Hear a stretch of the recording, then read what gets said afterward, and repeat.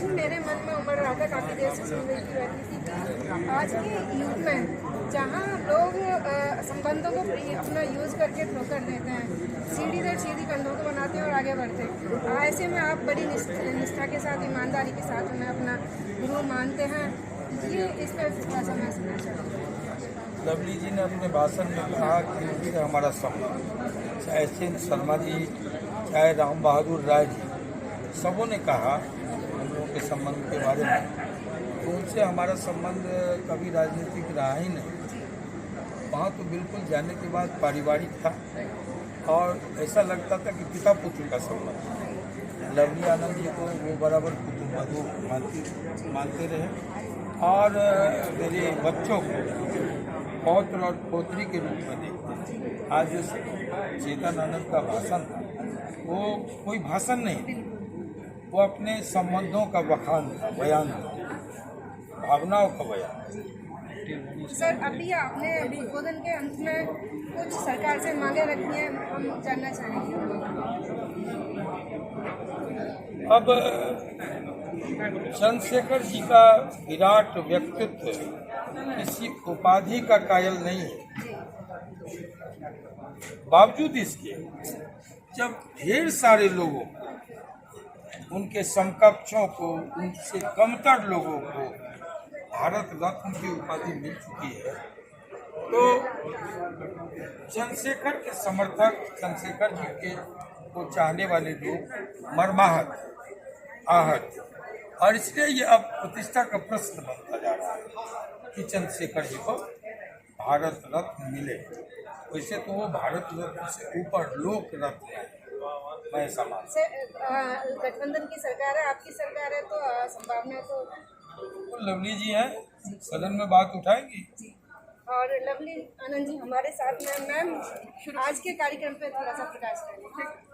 ये आप लोग जान नहीं क्या हमारे साथ बातचीत करने के लिए आनंद इनका जो करने की थी चंद्रशेखर जी का, और हमारे साथ बातचीत करने के आनंद मोहन जी ने जिनसे समझने का प्रयास किया जाए। आज हमारी शादी में भी गए थे, पूरा आधा घंटे क्या कुछ हमेशा एक गार्जियन की तरफ फील होता था। जब भी यहाँ रहते थे उनसे आशीर्वाद लेने जाते थे, बच्चों को भी आशीर्वाद देते थे और हम लोग को भी अलग से बैठा करके कभी तो महसूस हो रहा है, हम लोग को भी महसूस हो रहा है। और राजनीति में भी जो एक है, एक उनके जाने से असमय नियुक्त हो गया, उनकी जरूर भरपाई नहीं हो सकती है। अभी निकट भविष्य में चंद्रशेखर दूसरा कोई पैदा नहीं होते, तो हम लोग का यही डिमांड है कि 17 अक्टूबर को जो उनका है जयंती, उससे पहले उनको जो है भारत रत्न उपाधि मिल जाए। और वो भारत रत्न तो थे ही, और इतने सारे उनके समर्थक हैं, शिष्य हैं, तमाम लोगों का ये डिमांड है। ये मिल जाने से लोगों को हर्ष होगा, खुशी होगी, हम लोग को अच्छा लगेगा कि जब सभी लोग को मिला है, उससे कम जो थे उनको भी मिला है, तो भारत रत्न के वो हकदार थे ही। मिलने से जो इतने सारे जनता है, जो उनके समर्थक है, पूरे देश में है, देश से बाहर भी है, तो सबको खुशहाली मिलेगी, ये बहुत ही अच्छा रहेगा। सरकार से मैं डिमांड करूंगी, विनम्र निवेदन करूंगी, और मुझे लगता है, भरोसा है कि निश्चित रूप से मिलेगा। धन्यवाद। लवली आनंद जी संचालन कर रहे चंद्रशेखर जी के करीबी और हमारे अभिन्न मित्र सादात अनवर साहब, मुख्य अतिथि जो जा चुके हैं, प्राय तो सभी जा चुके हैं, मुझे तो लगा मेरा नंबर ही नहीं आएगा।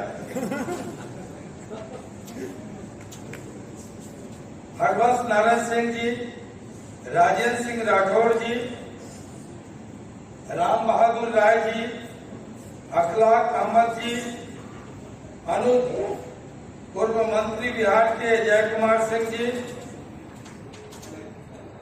जो चले गए हैं पूर्व सांसद लालमुनि प्रसाद जी, कैप्टन विक्रम सिंह जी, श्रीमती नगीना देवी जी पूर्व विधायक, कल्याण सिंह कालवी के यशस्वी पौत्र प्रताप सिंह कालवी जी,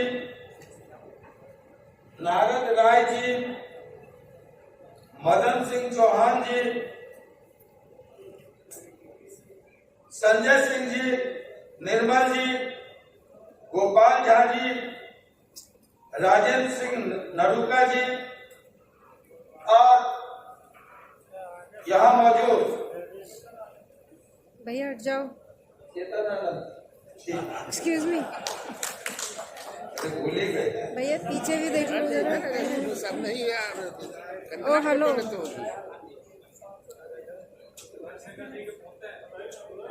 चंद्रशेखर जी के पौध चेतन आनंद जी, समय भाव है, मैं ज्यादा कुछ बोलूंगा नहीं। 6 बजे इस हॉल को लॉक हो जाना है, इसी उसी लाइट को लॉक हो जाना था। मैं रिक्वेस्ट करके आया हूं, तो ये थोड़ा आगे बढ़ा है। मैं 5-7 मिनट में अपनी बातें खत्म कर दूंगा।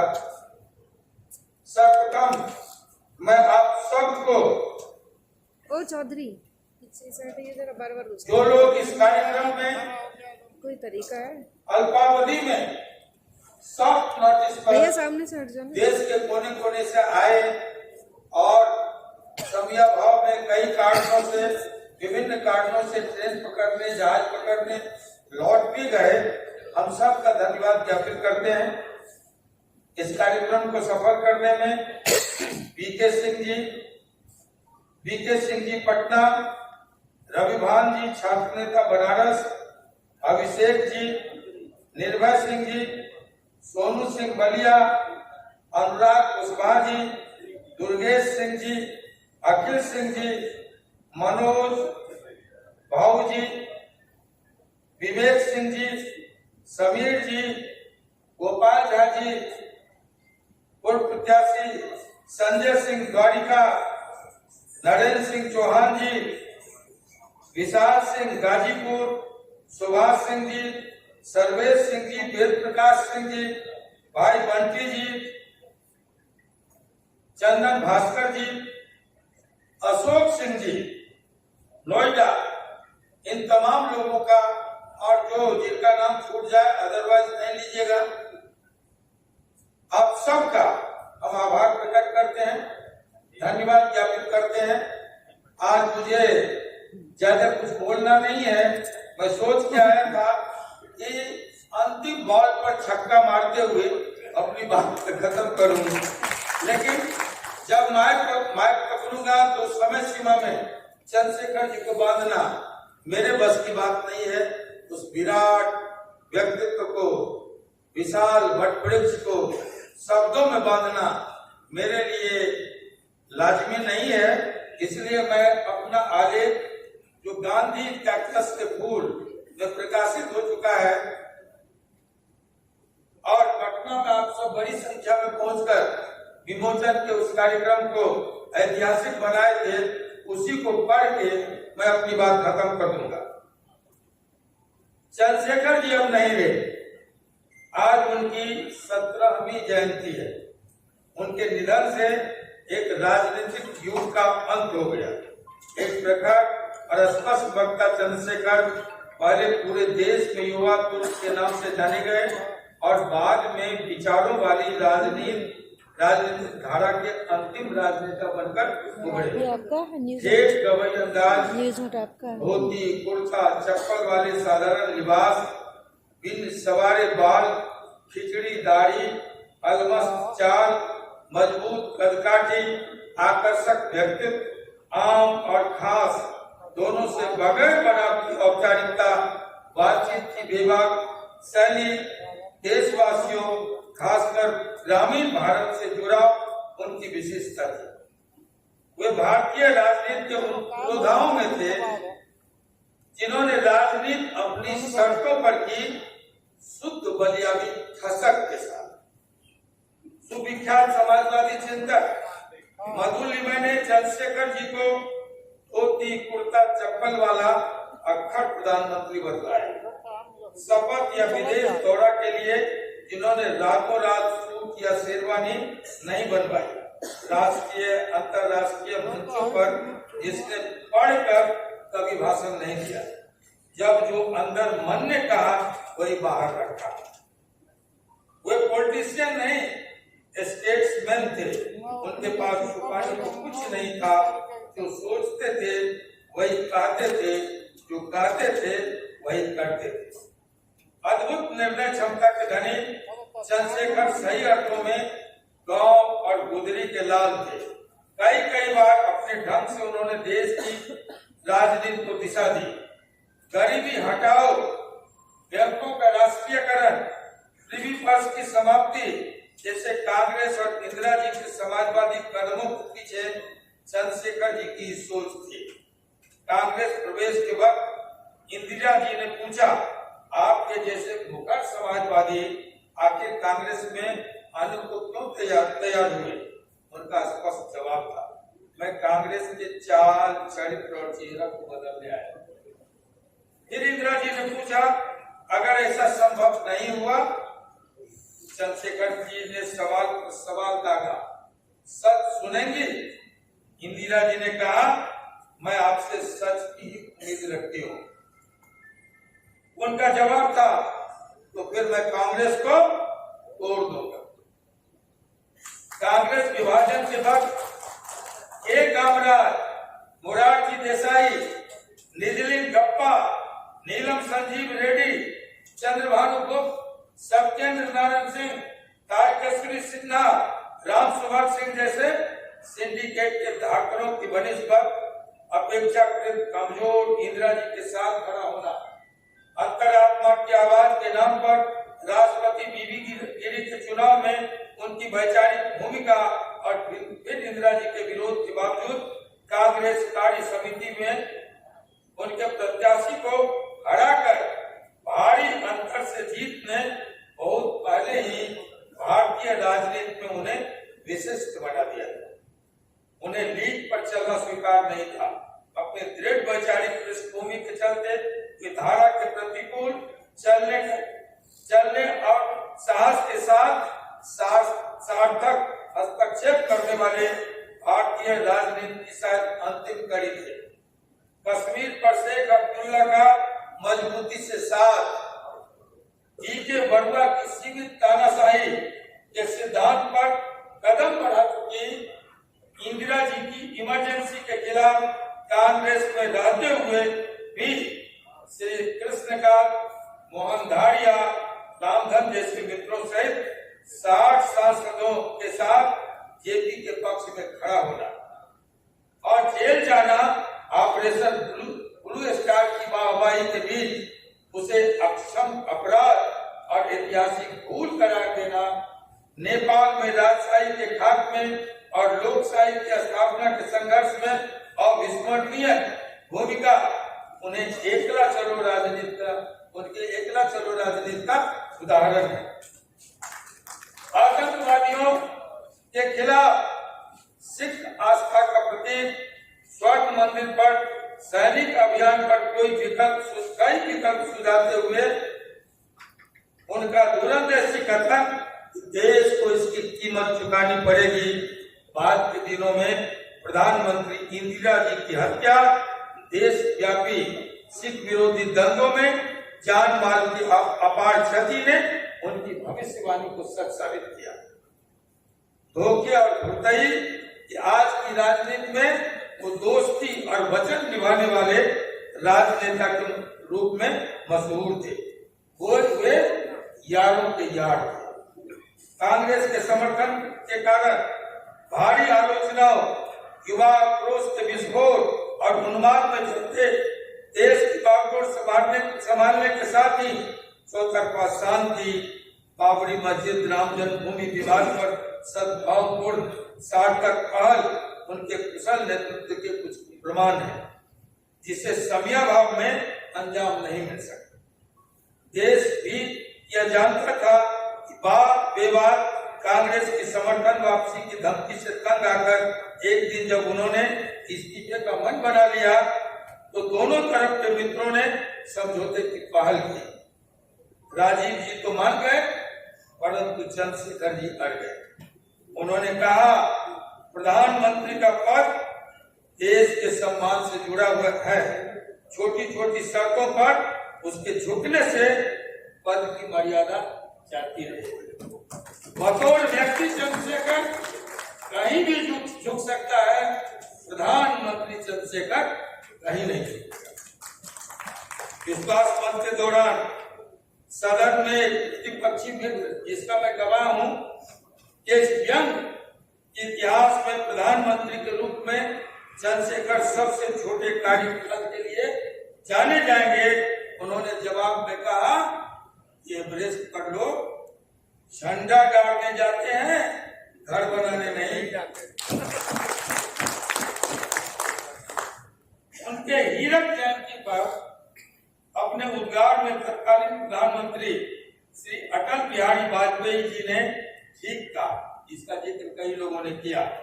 अपने 5 दशकों के संसदीय इतिहास में मैंने लोकतंत्र के 2 ही पक्ष देखे, एक सत्ता पक्ष, एक प्रतिपक्ष। लेकिन जैसे ही चंद्रशेखर जी की एंट्री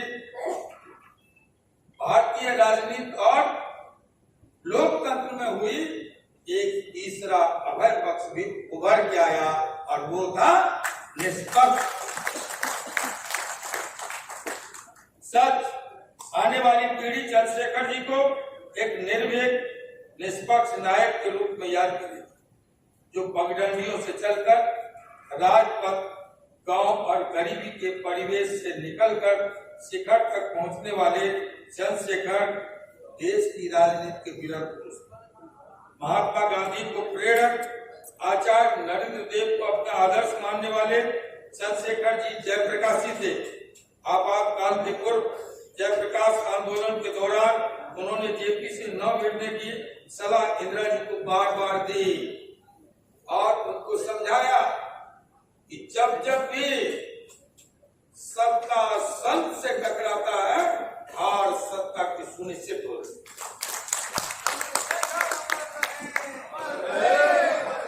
गांधी और विनोबा के बाद वो चंद्रशेखर ही थे जिन्होंने पांव पैदल भारत यात्रा की।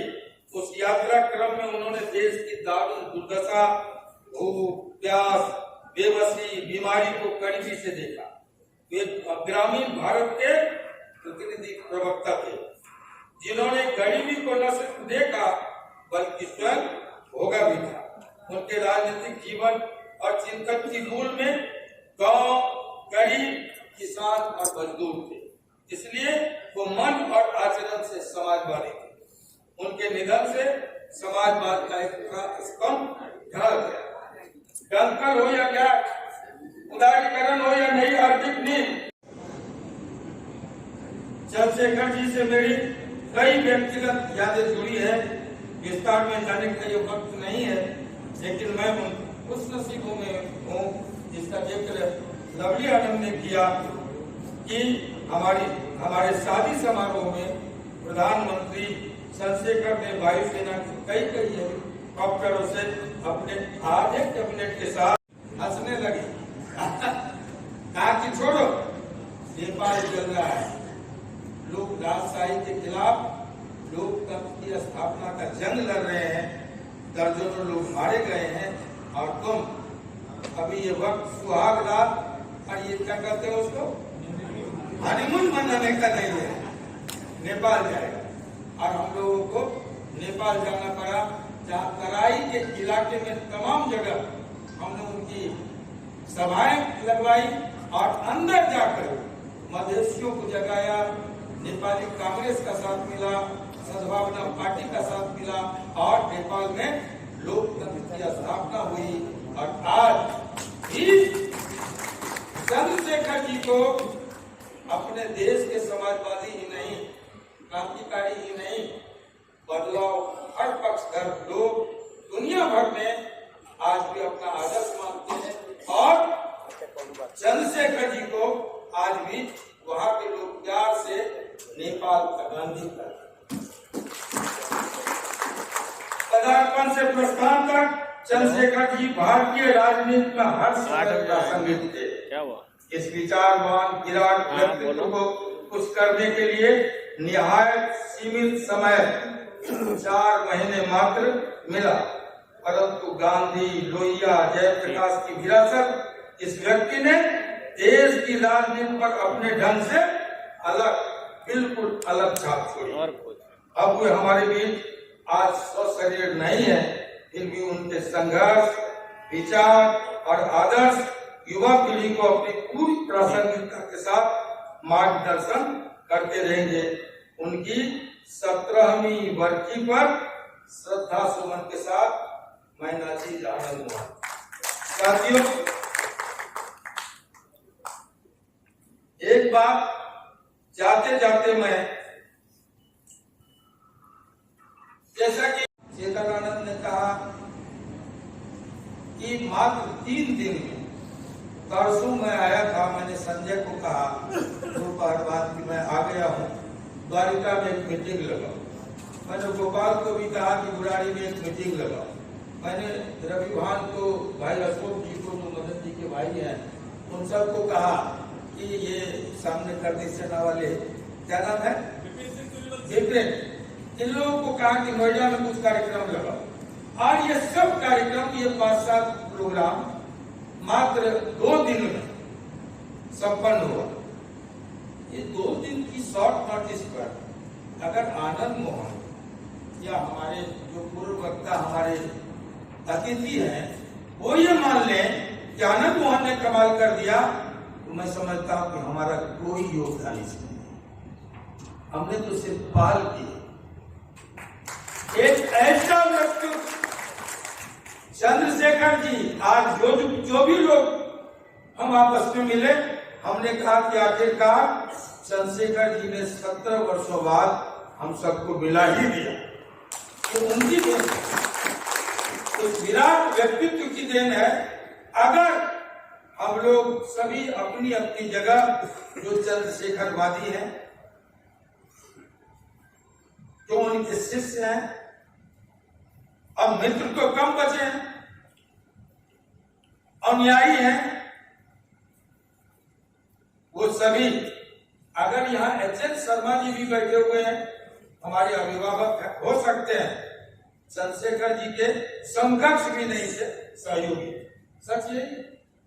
राम बहादुर राय जी थे, चले गए, हमारे बुजुर्ग हैं, हमारे अग्रज हैं, लेकिन वो भी चंद्रशेखर जी के समकक्ष नहीं, साथी नहीं कहे जा सकते, सहयोगी कहे जा सकते। अब कुछ चंद सहयोगी हैं और हमसे और आने वाली नई पीढ़ी है। हम सबका दायित्व बनता है कि हम एक साल इंतजार नहीं करेंगे।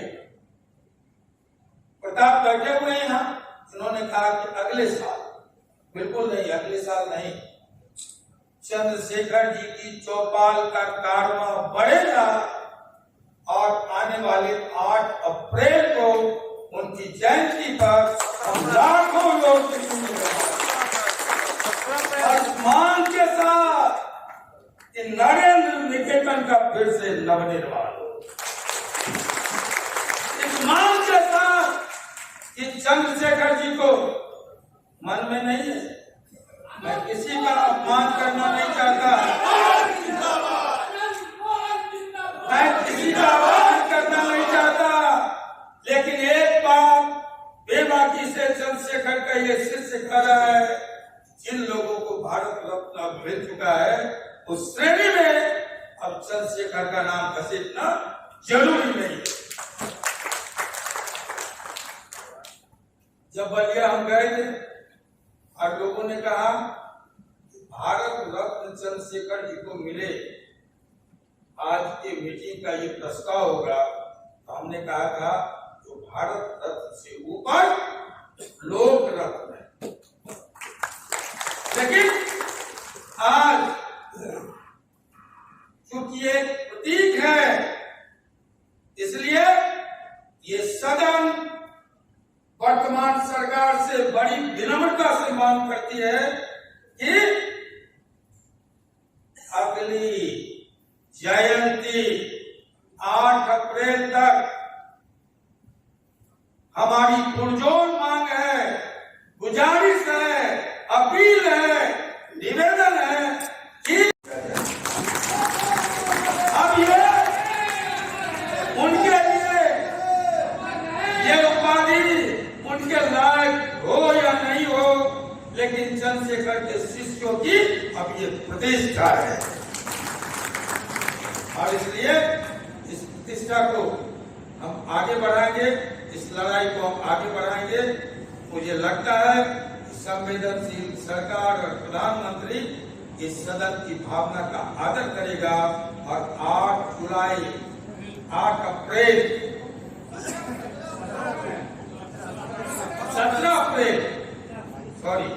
17 अप्रैल के पहले इस बात पर विचार करते हुए इसको मानेगी, ऐसा विश्वास व्यक्त करते हुए आप सबका बहुत बहुत आभार प्रकट करते हुए, धन्यवाद ज्ञापित करते हुए मैं अपनी बात खत्म करूंगा। चंद्रशेखर अमर रहे, चंद्रशेखर अमर रहे, समाजवाद जिंदाबाद, समाजवाद जिंदाबाद। धन्यवाद। आने वाली नई पीढ़ी के भी आदर्श और प्रेरणा भी थे। आनंद मोहन जी और हमारे संबंध उनसे राजनीतिक कम और पारिवारिक ज्यादा था। यही कारण है कि हमारी शादी समारोह में हुए आधे दर्जन कैबिनेट के साथ मेरे ससुराल पंचगछिया पहुंचे थे। हमें उनका बेहद प्यार, स्नेह और आशीर्वाद मिला, लेकिन दुर्भाग्य कि इस देश को उनकी जब सबसे ज्यादा जरूरत थी तो वे नहीं रहे। उनके नहीं रहने से समाजवाद का स्रोत सूख गया। क्रांतिकारी समाजवादी सोच रखने वाले लाखों नौजवान अनाथ हो गए। आप सबको मालूम है कि निर्दोष रहते आनंद मोहन जी जब शिक्षकों में थे तो मेरी सारी ऊर्जा उनके किसान समर्थक समूह को संभालने, कोर्ट कचहरी और बच्चों की परवरिश में बीता। आज जब वे बाहर आए हैं आनंद मोहन जी, तो मैं समझती हूँ कि उनकी गुरुत्व जिम्मेवारी चंद्रशेखर जी के साथियों शिष्यों के साथ मिलकर उनके धरोहरों, सोच, सिद्धांतों, आदर्शों को न केवल संभालना है बल्कि आगे भी बढ़ाना है। इन्हीं उद्देश्यों को लेकर उनकी पुण्यतिथि के बहाने हम आज यहाँ इकट्ठे हुए हैं, ताकि आने वाली पीढ़ी आदरणीय चंद्रशेखर जी के चरित्र, आदर्श और सिद्धांत को आत्मसात कर सके। अगर इस दिशा में हम 4 कदम भी आगे बढ़े तो आज का यह समारोह 100% सफल कहा जाएगा। मैं आज बोलने नहीं, विद्वान वक्ताओं और चंद्रशेखर जी को जो है साथियों को सुनने आई हूँ, इसलिए आज इस पुण्यतिथि समारोह के संचालन का दायित्व चंद्रशेखर जी के करीबी रहे जनाब सदाकत अनवर जी को सौंप रही हूँ। आइए, बहुत बहुत धन्यवाद। जय हिंद, जय चंद्रशेखर। संदेश प्राप्त हुआ है बिहार सरकार के मुख्यमंत्री नीतीश कुमार जी का। नीतीश कुमार जी को यहाँ आना था, उन्होंने संदेश भेजा है। समाजवादी नेता और प्रधानमंत्री स्वर्गीय चंद्रशेखर जी की 17वीं पुण्यतिथि के मौके पर दिनांक 8 जुलाई 2024 को कॉन्स्टिट्यूशन क्लब दिल्ली स्थित स्पीकर हॉल में आयोजित श्रद्धांजलि सभा सह संगोष्ठी कार्यक्रम का नमन करता मैं चंद्रशेखर जी को उनकी सरलता, ईमानदारी, दृढ़ता और साहस के लिए सदैव याद किया जाता रहेगा। बिहार सरकार द्वारा 17 अप्रैल 2015 को राजधानी पटना के कंकड़बाग में स्वर्गीय चंद्रशेखर जी की आदमकद प्रतिमा स्थापित की गई है और प्रत्येक वर्ष 17 अप्रैल को प्रतिमा स्थल पर उनकी जयंती समारोह के रूप में मनाई जाती है।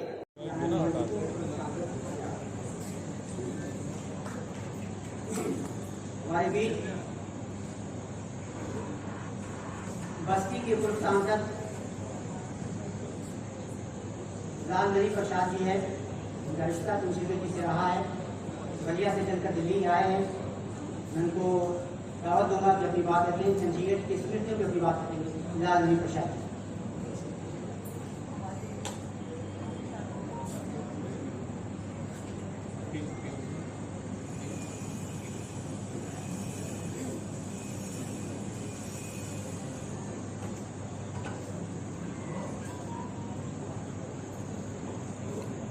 सर्वप्रथम उन महान सपूतों के चरणों में जिन्होंने देश की आज़ादी के लिए हंसते से फांसी के फंदे पर चढ़ने का काम किया, जिनके बदौलत हम स्वतंत्रता की सांस ले रहे हैं, उन सभी महान सपूतों के चरणों में पुष्प अर्पित करते हुए उन सभी संतों गुरुओं के चरणों में जिन्होंने समय समय पर सामाजिक संघर्ष के लिए प्रयास किया, हम उनके भी चरणों में पुष्प अर्पित करते हुए आज समाजवाद के पौधा जिनके व्यक्तित्व और कृतित्व पर प्रकाश डालने के लिए यहाँ पर इतनी बड़ी तादाद में हमारे विद्वान वक्ता बनाए हुए हैं। हम माननीय चंद्रशेखर सिंह जी के व्यक्तित्व और कृतित्व पर आभार व्यक्त करके अपनी बात को समाप्त कर रहा हूँ। धन्यवाद। जय हिंद, जय हिंद। बिना शब्दों में उनको दावत देता हूँ अपनी बात आगे कई बार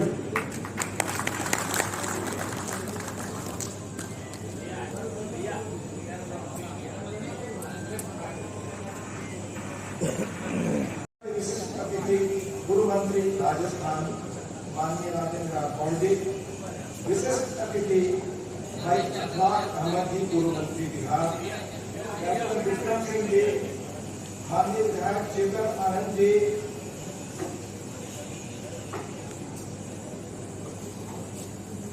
पूर्व मंत्री भाई जयकुमार सिंह जी समेत यहाँ उपस्थित सभी चंद्रशेखर की पाठशाला के इस आयोजन के निवेदनकर्ता, फ्रेंड्स ऑफ आनंद आयोजन के सभी सदस्यगण, इस कार्य जी, यहाँ सभागार में उपस्थित अनेक पुराने हमारे आत्मीय मित्र भाई कन्हैया भिलारी जी समेत उपस्थित यहाँ भाइयों और बहनों,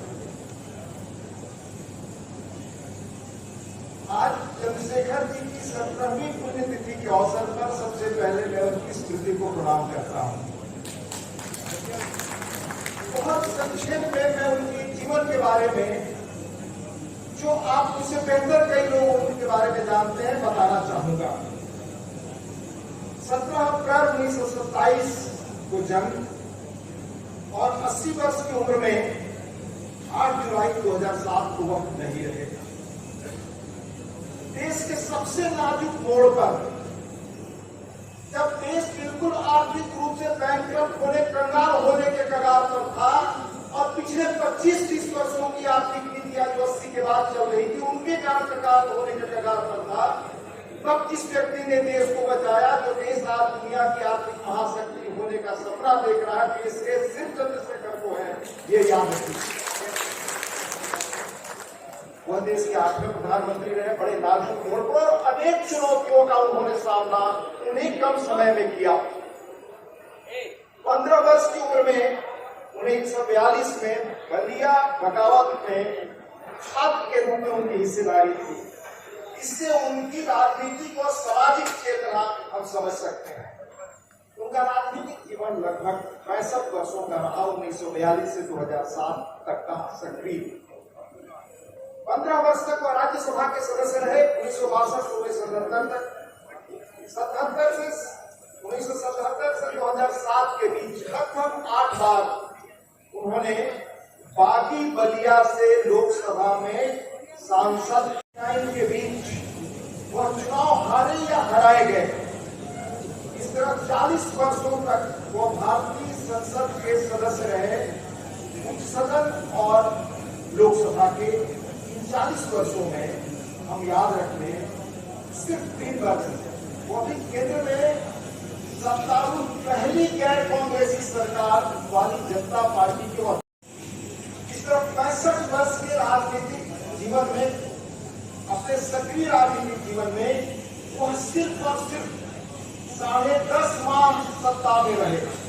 लेकर अनेक मोर्चों पर जो कठिन चुनौतियों को झेला, उनके सूझबूझ और दृढ़ नेतृत्व ने इन सबका कम समय में समाधान निकालने का भरसक प्रयास किया। और आप जानते हैं उनकी सरकार इसलिए गिराई, पूरी जिम्मेदारी से, और अनेक तथ्य हैं जो मैंने पुस्तकों में लिखा है और प्रमाणित तथ्य और अभी के पुस्तकों में कई आए हैं, मैं डिटेल में नहीं जाता। और उनकी सरकार इसलिए गिराई गई ताकि अयोध्या का हल निकालने का श्रेय उनको न मिल सके। नहीं तो बातचीत से श्रेय निकालने के करीब वो पहुंच सके थे, इसलिए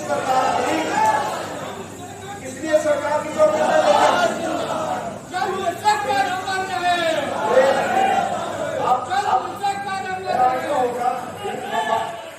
आप बात सुनिए, शब्दों को जानिए। शरद पवार जी जैसे राजनेता ने अपनी आत्मकथा में यह बात लिखी है और अनेक लोगों ने लिखी है, मैं आपको बता रहा हूं। उनके व्यक्तित्व के मैं सिर्फ एक पक्ष आपके सामने अपना विचार आज रखूंगा, वो उनके करेज के बारे में बहुत संक्षेप में। फिर आएगा कोई भी साहस का जो मैं साहस की परिभाषा कभी ढूंढ रहा था कि साहस कहते किसे। मुझे अमेरिकन दार्शनिक, एक अमेरिकन फिलॉसफर जो परिभाषा मिली, जो कभी अमेरिका में बड़े जाने वाले वहां के सीनेटर रहे और एक टाइम युद्धबंदी थी। उन्होंने लिखा, अंग्रेजी में लिखा है, define courage as a brief, जो हार्वर्ड बिजनेस रिव्यू में छपा, define courage as a brief that rare moment of unity between conscience, fear and action. When something deep within us strikes the flint of love, of honor, of duty to make a spark that fires for resolve. अगर हिंदी में आप मुझसे पूछें तो इसका भावार्थ क्या है? जीवन का वह दुर्लभ क्षण, यानी साहस है क्या, करेज है क्या? जीवन का वह दुर्लभ क्षण, अवसर जब आपकी आत्मा विवेक और भय के बीच एक समन्वय हो, एकता हो, और आप जिन चीजों के प्रति जीवन में समर्पित हैं, जिनके प्रति आपकी प्रेम और अगाध आस्था है, उनके प्रति, उन आदर्शों के प्रति, अपने आत्मसम्मान के प्रति, और जो फर्ज समाज का बाध्य करते हैं, उन सब से मिलकर जो आपके अंदर संकल्प पैदा होता है, उस संकल्प की आग जो आप जब प्रज्वलित करते हैं, वो रेयर मोमेंट करेज के बारे में दिखाई दिया जाता है। और चंद्रशेखर करेज के जीवंत जीवित उदाहरण थे। मैं आपको दो उदाहरण सुनाता हूं उनके जीवन से। आप जानते हैं, जब वो कांग्रेस में गए, कांग्रेस में उनकी सक्रियता 65 से लगभग 74-75 तक रही। जब वो कांग्रेस वर्किंग कमेटी के चुने हुए मेंबर के रूप में गिरफ्तार किए गए, ये पहली घटना थी इतिहास की। तो जब वो कांग्रेस में गए तो बहुत, आप जानते हैं कि उनकी भूमिका युवा तुर्क के रूप में, जो कांग्रेस बिल्कुल अपने कमजोर दिनों की ओर, बिल्कुल एक के, आप देखेंगे 62 के बाद कांग्रेस की हालत देश के अन्य हिस्सों में बड़ी लगातार कमजोर होती जा रही थी। तरह तरह के अंदर विरोध, तरह तरह के आरोपों प्रत्यारोपों से कांग्रेस घिर रही थी। उन दिनों चंद्रशेखर जी ने युवा तुर्क के रूप में पूरे देश में कांग्रेस को नई गति और ऊर्जा दी। युवा तुर्क के रूप में उनकी भूमिका को दुनिया ने सराहा, उस पर अनेक चीजें लिखी गई, मैं उस पर नहीं जाना चाहता, और वो अपने कन्विक्शन में, अपने संकल्प में कितने क्लियर थे, इसका उदाहरण आपको बताना चाहता हूं। उन्होंने उन दिनों राज्यसभा में अपनी बात से कांग्रेस में नहीं जाना, और जिस पर आप विश्वास करते हो, बात खुलकर कह सके, ये जीवन का रेयर मोमेंट होता है जो चंद्रशेखर में लगातार भरा हुआ है। मैं दूसरी बात आपको बताऊं, जेपी गोयल जो बाद में राज्यसभा के सांसद बने, मालिक चरण सिंह जी ने उनको बनवाया, वो बड़े जाने वाले वकील थे, राजनारायण जी के भी वकील थे। उन्होंने अपनी पुस्तक हाल में लिखी, उससे बड़े सारे तथ्य हैं। उसमें जब वो लिखते हैं कि जब सारे नेता 25 जून को रात में पकड़ लिए गए और हरियाणा में जब इन्हें जेल में रखा गया कुछ दिनों के लिए, तो कहे कि मैं मिलने गया सबसे, ताकि इनके यहाँ पर कोर्ट में कोई केस ना मूव कर सके। तो जो जेपी गोयल क्या कहते हैं कि मैं गया, सबसे मिला वहां, जिसमें राजनारायण जी, वीरू मोदी, ये सारे बड़े लोग थे। चंद्रशेखर जी भी थे। चंद्रशेखर जी ने गेरुआ कपड़ा पहना हुआ था। कहा कि पूरी बातचीत होती रही, पर वो एक शब्द नहीं बोले। श्री गोयल ने आगे लिखा है, एक बार मुझे वीएम ठाकुर को आप जानते हैं, पीयूसीएल के वो लीजेंडरी लीगल माइंड थे, बड़े पहुंचे हुए सम्मानित व्यक्ति, जेपी के निजी मित्रों में से। वीएम ठाकुर ने मुझसे कहा कि चंद्रशेखर की याचिका पर बंदी प्रत्यक्षीकरण यानी हेबियस कॉर्पस पिटीशन अगर दायर किया जाए तो बेहतर होगा सुप्रीम कोर्ट। तब तक चंद्रशेखर को पंजाब भेजा जा चुका था, वो सॉलिटरी कन्फाइनमेंट में थे। इमरजेंसी में 2 ही लोग मेरी जानकारी में सॉलिटरी कंफाइनमेंट में रखे गए, एक जयप्रकाश जी जो थे एक अलग रूप में, लेकिन एक जॉर्ज फर्नांडिस और दूसरे चंद्रशेखर जी। तो तारकुंडे जी ने कहा कि इनमें से सिर्फ चंद्रशेखर जी अगर हेबियस कॉर्पस पिटीशन फाइल करते हैं तो उनकी याचिका ही सुप्रीम कोर्ट में श्रेष्ठ मानी जाएगी, क्योंकि गिरफ्तार सभी लोगों में एकमात्र चंद्रशेखर ही ऐसे हैं जो कांग्रेस कार्य समिति के चुने हुए सदस्य हैं। कांग्रेस को चलाने वाली सबसे बड़ी बॉडी होती थी जो कांग्रेस की स्थापना के समय से चली आ रही थी, कांग्रेस की working committee, Congress working committee. अब वो सब चीजें नहीं है दलों में वो, पर इंदिरा जी की इच्छा के खिलाफ 72 में वो हेबियस कॉर्पस दाखिल करते हैं तो उस पर सुप्रीम कोर्ट सुनेगा, बाकी किसी की नहीं सुनेगा, उनका दावा बन सकता है। तो उनके पास आदमी भेजे गए, ये लिखा है हमारे जेपी गोयल वकील ने, जो भाजपा राज्यसभा के सदस्य की तरह है, कहा कि जब चंद्रशेखर जी पटियाला जेल में थे, कुछ लोगों को भेजा गया, उनकी सहमति ली गई कि आप जेल में जाकर उनसे मिलने की सहमति दी। फिर गोयल उल्लेख करते हैं कि चंद्रशेखर ने उन लोगों को बहुत धैर्य से सुना और फिर जो जवाब दिया वो बहुत याद रखिए, ये सब लोग जवाब नहीं दे सकते, कोई रेयर आदमी ही कह सकता। चंद्रशेखर जी ने कहा कि यह कोई अदालती लड़ाई नहीं है, बल्कि एक नैतिक संघर्ष है और अपनी रिहाई के लिए हेबियस कॉर्पस पिटीशन कतई फाइल नहीं करेंगे, यानी जेल में रहना चुनेंगे। फिर मैं उनके जेल डायरी का प्रसंग आपको सुनाता हूँ, क्या कन्विक्शन और साहस था।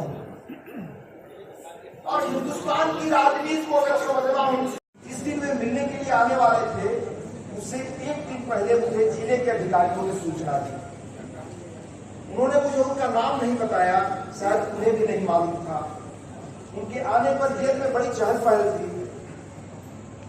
जिले के अधिकारी उन्हें अहाते में लाए, यानी जहां चंद्रशेखर जी रहते थे, जिसमें मेरे कारागार की एकाकी जीवन की कोठरी थी। एक अहाते में उनकी कोठरी बना दी गई थी और बगल में जो कोठरियां जिनमें फांसी की सजा पाए हुए 2 लोग थे, उस पर बहुत चंद्रशेखर जी ने मार्मिक जेल डायरी में लिखा है। चंद्रशेखर जी कहते हैं आगे, मैंने सबके साथ हम सभी लोग अब तक जेल में बंद चंद्रशेखर से मिलने के अपने दूत की प्रतीक्षा कर रहे हैं कि चंद्रशेखर जी क्या कर, यानी चंद्रशेखर को वापस लाने के लिए इंदिरा जी कितनी बेचैन थी, कांग्रेस में कितनी बेचैन थी, लोग नहीं जानते। ये तथ्य मैं आपको बता रहा हूं। जब चंद्रशेखर जी को पहले कहा गया कि आपको दिल्ली भेजा जाएगा, पूरी तरह रिहा कर रहे थे, घर में रखे गए, पुलिस के आवास के बगल में हुई जगह था जहां उनको रखा गया, तब इस तरह से उनको कांग्रेस के लोगों ने घेरना शुरू किया इंदिरा जी के कहने पर। तो उनके वरिष्ठ नेता थे गेंदा सिंह, उत्तर प्रदेश, उन्होंने फोन किया कि मैं विरोधी पक्ष के साथ न जाऊंगी। चंद्रशेखर जी ने जवाब दिया होगा आलोचक है तो वो नहीं बता, तो अलग है। चंद्रशेखर जी ने मना किया। उसके बाद चंद्रशेखर जी एक गहरे मित्र थे, जसवंत मेहता, वो गुजरात के गृह मंत्री थे, इंदिरा जी के बड़े खास लोगों, चंद्रशेखर के बहुत पुराने मित्र। तो कई बार उन दिनों बीच में इंदिरा जी के प्रस्ताव लेकर आए। जब दिल्ली आ गए चंद्रशेखर जी और कुछ ही दिन रिहा होने में, तब वो 2-3 बार उनके यहाँ गए।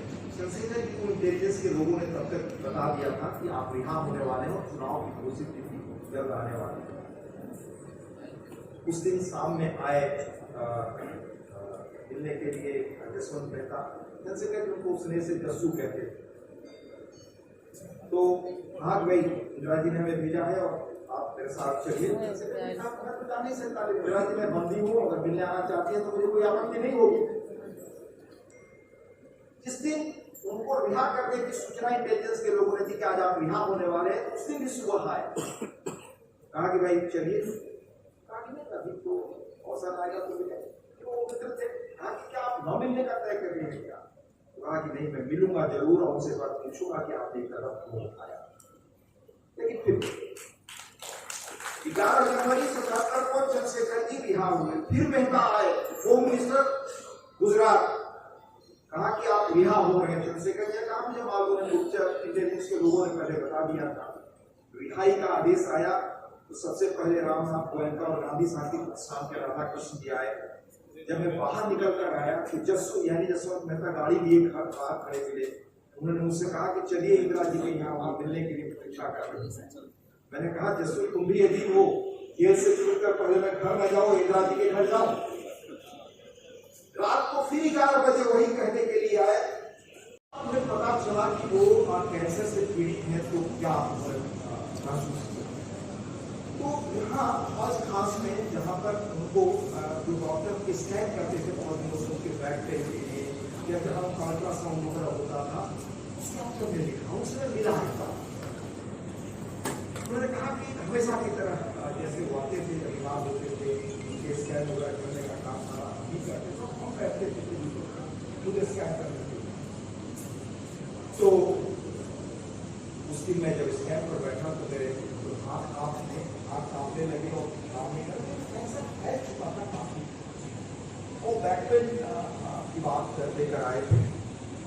उन्होंने कहा कि वो प्राय आते थे हमारे यहाँ और उनकी आदत थी कि जब भी आते थे तो पहले बैठकर बात करते थे हमारे पास, फिर जाकर के मैं उनका जब पूरा स्कैन कर लेता था तो मेरे कमरे में कॉफी पीते थे और मुझे आते ही बहुत देनी होती थी, बतानी होती थी कि कैसा है, क्या पाया।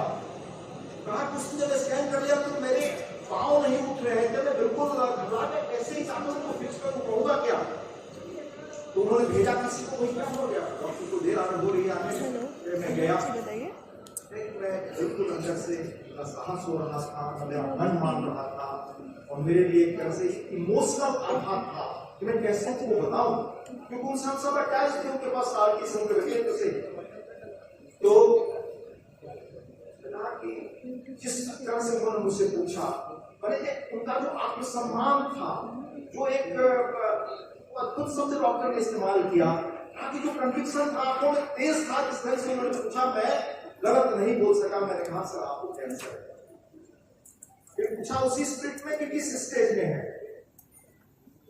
ये बात करने के बाद वो लिखते हैं कि जीवन में मुझे पहली बार ये व्यक्ति मिले जिनको बताया गया कि आपको असाधारण रोग है, पर उन पर जरा भी सिकन का कोई असर नहीं हुआ। उन्हें मृत्यु के आते हुए समय को वैसे ही किया जैसे जीवन को। कहा कि ऐसा मैंने किसी को अपने जीवन में साथ नहीं देखा। हम लोग को फिक्स करें तब कोई कन्विक्शन रहे, ये रेयर होता है जिनसे इस तरह के लोग। और जो चीजें हमारे पास नहीं है, औरों के पास है, लोगों के पास है, उससे ग्रहण कर, लेकिन वक्त इजाजत नहीं देता, मुझे ट्रेन पकड़नी है, इसलिए मैं मौके के साथ शब्द नहीं है अभिव्यक्त करनी तमाम श्रद्धेय चंद्रशेखर जी की स्मृति सभा की अध्यक्षता कर रही आदरणीय लवली आनंद जी, अभी जिनके विचार सुने चंद्रशेखर जी के जीवन चरित्र पर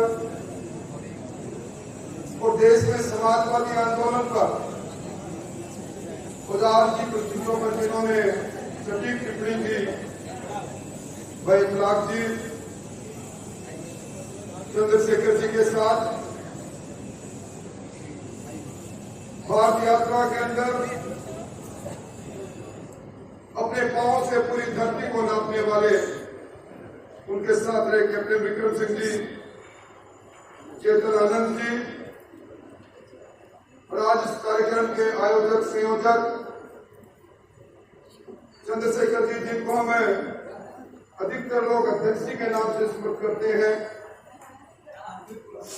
उनकी श्रद्धांजलि सभा में हम सबको आमंत्रित करने वाले आनंद मोहन जी, उनको जानने वाले, मानने वाले, समाजवादी आंदोलन के अंदर किसी न किसी भूमिका में रहे मेरे सामने विराजे प्रबुद्ध जन और मित्रों, मुझसे पहले मुख्य अतिथि जी ने, हरिवंश नारायण जी ने, इखलाक जी ने श्रद्धेय चंद्रशेखर जी के जीवन चरित्र पर, उनके जीवन के पहलुओं पर और विशेष तौर पर उनके जीवन चरित्र में जो बेबाकी रही, जिनके कारण दुनिया उन्हें एक अलग व्यक्तित्व के रूप में याद करती है, उनके बारे में काफी टिप्पणियां की। मैं कोई लंबी बात नहीं कहूंगा, पर मैं आनंद मोहन जी आपको बहुत बहुत धन्यवाद देना चाहूंगा। देश की राजधानी के अंदर आदरणीय चंद्रशेखर जी की स्मृति में आपने उनको जानने वाले मानने वालों को विकसित किया। तो मैं तो यही कहूंगा कि ये कारवां आगे बढ़ना चाहिए। बहुत से लोग जो उनके जीवन चरित्र से जुड़े हुए हैं, जिनके राजनीतिक जीवन पर आज भी चंद्रशेखर जी की छाप कहीं न कहीं है, आज इस देश के अंदर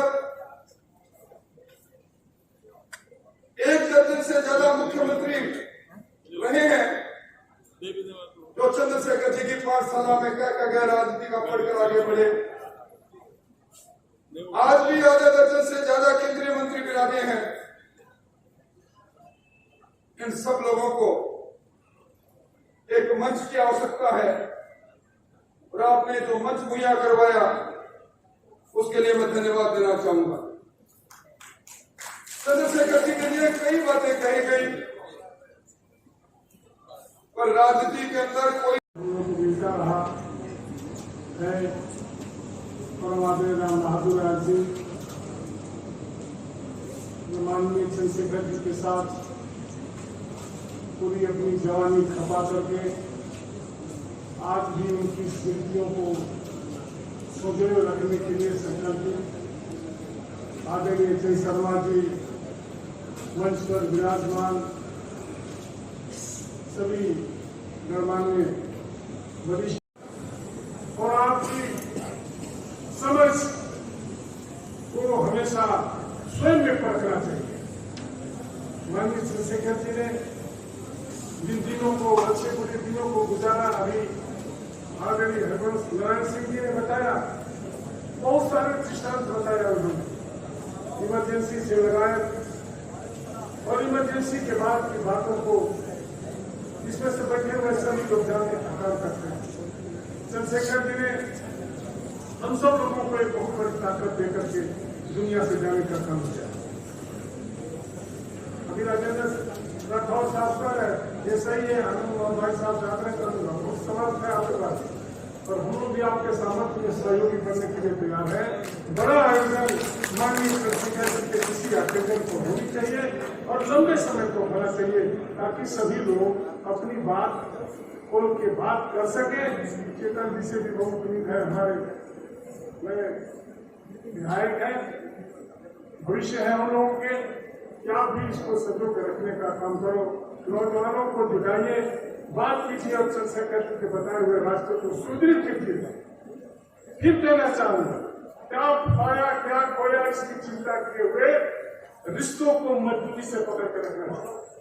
अभी हमारे राजेंद्र भाई ने बताया, घटनाओं का जिक्र किया, कौन क्या कहा, इसकी बिना परवाह किए हुए माननीय चंद्रशेखर जी ने रिश्तों का निर्वाह करने का काम, नहीं तो नाम नहीं लूंगा। इनका ताल्लुक चंद्रशेखर जी से बेहद गहरा था। या इसके गवाह ये सिर्फ यहाँ बैठे हुए लोग, बल्कि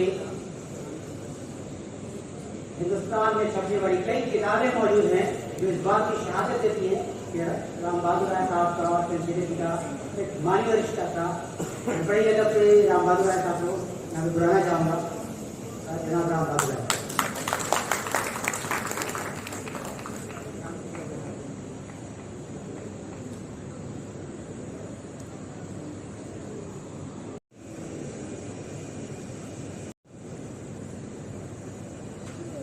आनंद जी और मित्रों,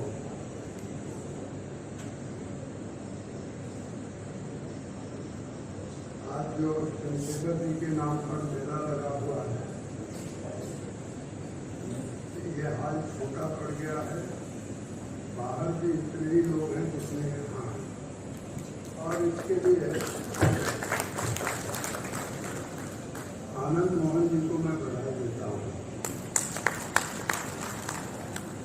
मेरा ऐसा ख्याल है कि ये ना होते तो ये आयोजन भी ना हो, क्योंकि अगर आप ख्याल करें तो चंद्रशेखर जी की पुण्यतिथि 8 जुलाई को होती है, और मंच पर बैठे हुए हैं एच.एन. शर्मा जी। ITO के पास एक चंद्रशेखर भवन है, उस चंद्रशेखर भवन में ये उनकी तस्वीर लगाते हैं। आज इन्होंने गुरुकुल के बटुकों को बुला करके पूजा करवाई, ताकि चंद्रशेखर भवन के ऊपर जो भूत प्रेत की बाधाएं हैं वो दूर हो जाए।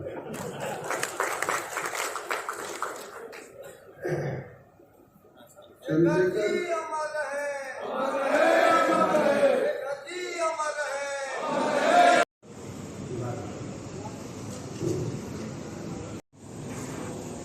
आज एक ऐसे शख्स की पुण्यतिथि कि धोती कुर्ता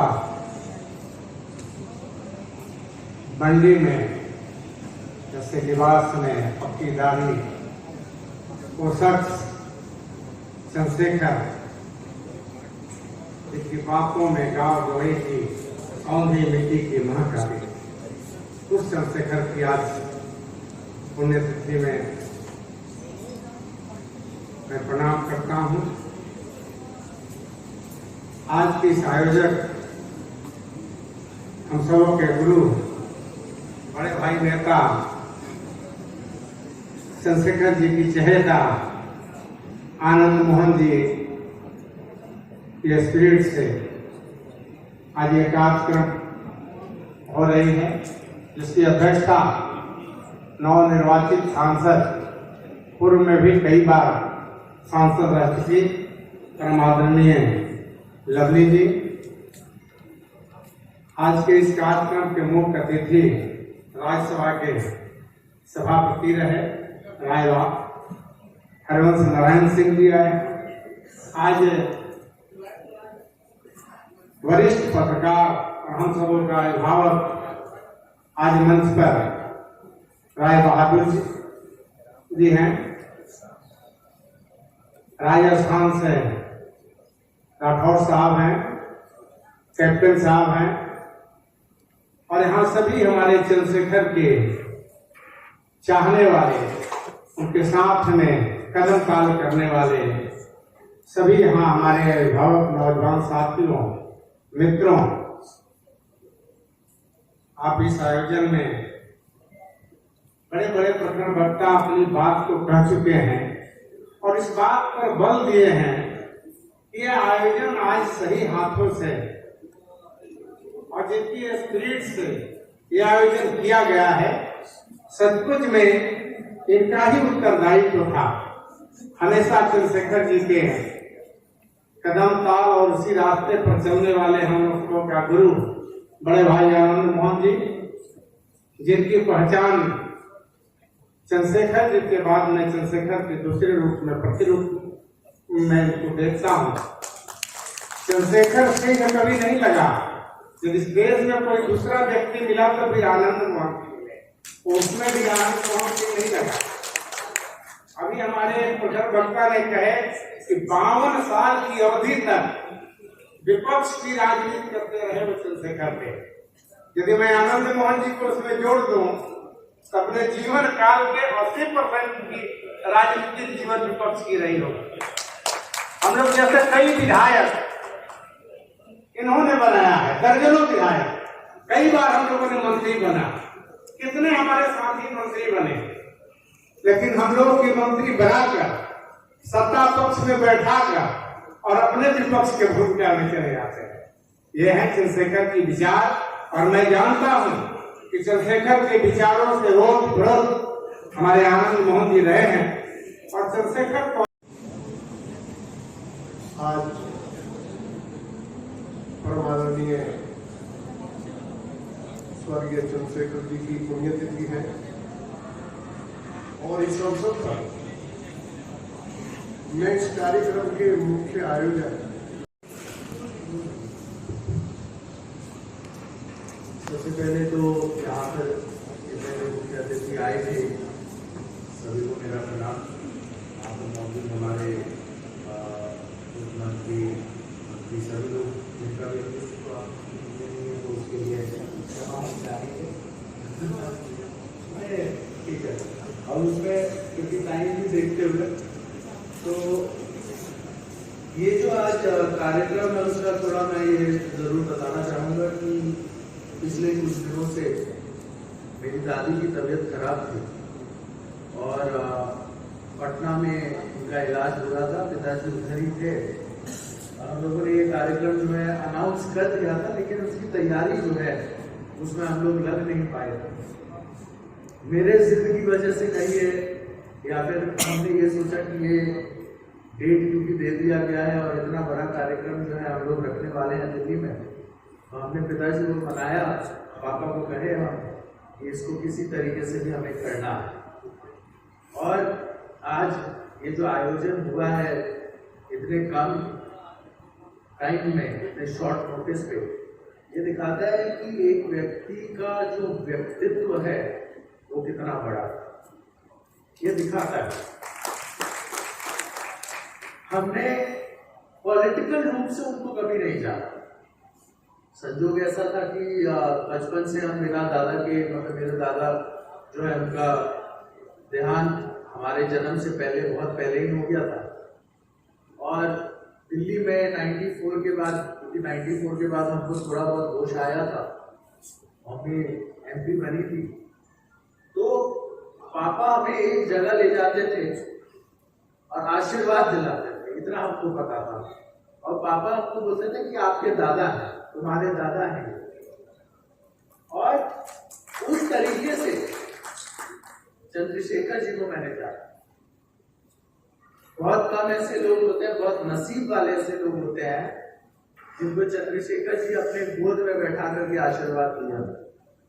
और आज भी जब मैं अपनी वो फोटो देखता हूँ तो मुझे लगता है कि बहुत समय तक मैंने पॉलिटिक्स में आने का नहीं सोचा था, लेकिन उनके गोद में जिस दिन मुझे उनका आशीर्वाद मिला, शायद उसी दिन मुझे पॉलिटिक्स में आने का आशीर्वाद मिल गया।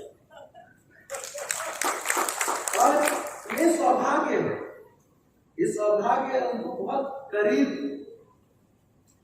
मतलब करीबी तरीके से हम लोगों ने जाना। एक बार हमें याद है कि पिताजी उधर ही हरियाणा तरफ हम लोग जा रहे थे और शायद वहाँ पर फन एंड फूड ऐसे करके कुछ खुला था, अम्यूजमेंट पार्क।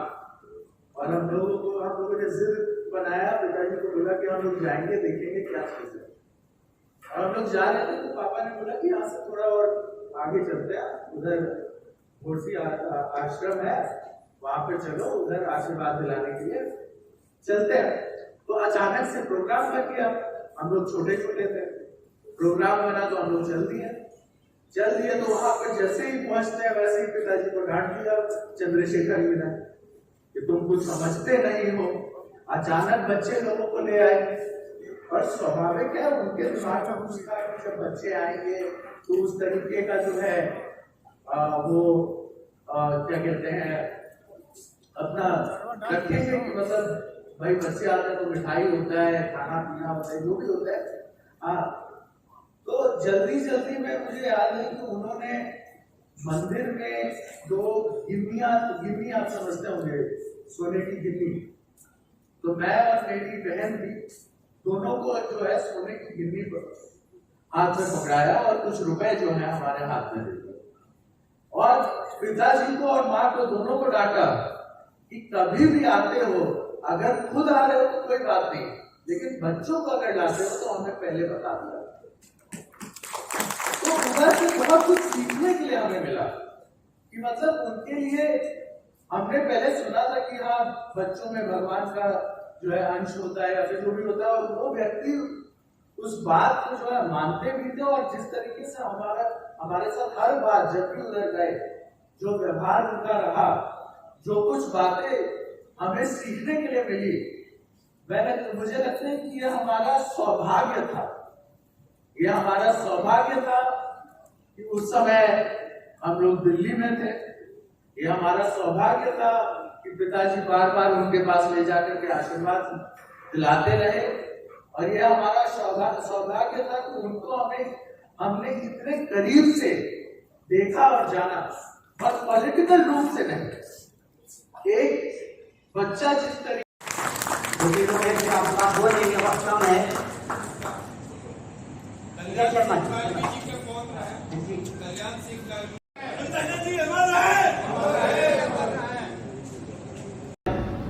जिसे समयाभाव में अंजाम नहीं मिल सकता। देश भी यह जानता था कि वाद विवाद कांग्रेस की समर्थन वापसी की धमकी से तंग आकर एक दिन जब उन्होंने इस्तीफे का मन बना लिया, तो दोनों तरफ के मित्रों ने समझौते की पहल की। राजीव जी तो मान गए, परंतु चंद्रशेखर जी अड़ गए। उन्होंने कहा, प्रधानमंत्री का पद देश के सम्मान से जुड़ा हुआ है, छोटी छोटी शर्तों पर उसके झुकने से पद की मर्यादा जाती रहेगी।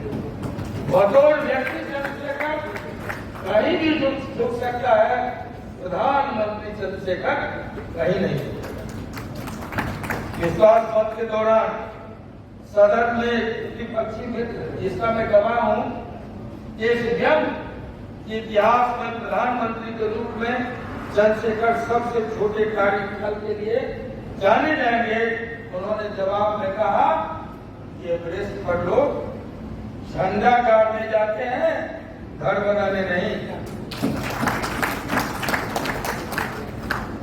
उनके हीरक जयंती पर अपने उद्गार में तत्कालीन प्रधानमंत्री श्री अटल बिहारी वाजपेयी जी ने ठीक कहा, इसका जिक्र कई लोगों ने किया।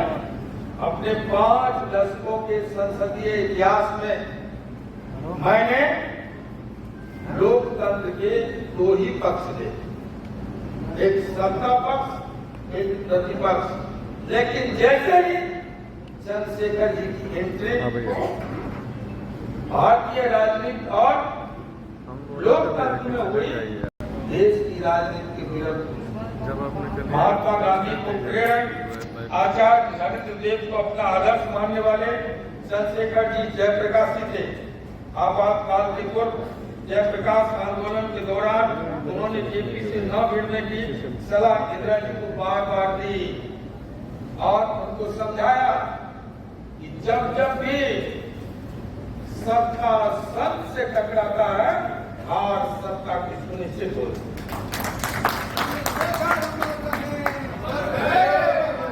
गांधी और विनोबा के बाद भोगा भी था। उनके राजनीतिक जीवन और चिंतन की धूल में गांव, गरीब, किसान और मजदूर थे, इसलिए वो मन और आचरण से समाजवादी थे। उनके निधन से समाजवाद का एक स्तंभ ढह गया। दंगल हो या गैस, उदारीकरण हो या नई आर्थिक नीति, उन्होंने देश को इसके दुष्परिणामों से लगातार सचेत किया। जो अपनी पूर्व अकेले घूम कर इसका विरोध करते रहे। उनका स्पष्ट मानना था, भारत अपने स्वदेशी और स्वावलंबन के गांधीवादी समाजवादी प्रेम में ही आगे बढ़ सकता है। आम जन की समस्या को आवाज देना उनके स्वभाव में था। वे गांव, गरीब,